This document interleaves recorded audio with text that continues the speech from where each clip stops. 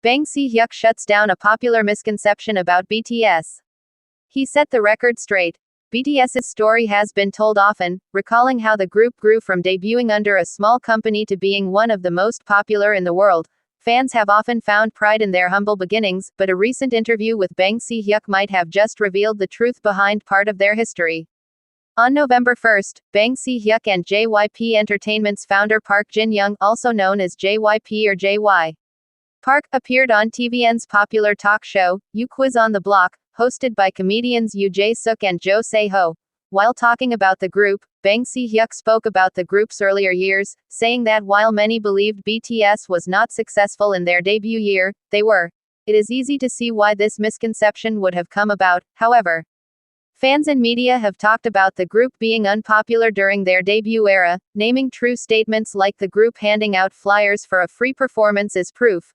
However, as many fans know, BTS won many rookie awards, including the 2013 Melon Music Awards, the 2023 Mama Awards, and the 2014 Golden Disc Awards. The flyers BTS handed out were part of a mission during their show, American Hustle Life, which took place during a time K-pop was not as popular in the United States.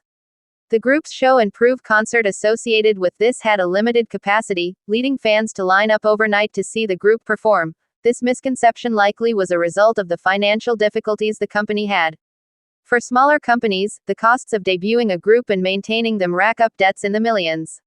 Success, unfortunately, does not always equate to significant profits. Luckily, BTS's success and popularity only grew throughout the years, turning them into the powerhouse they are today.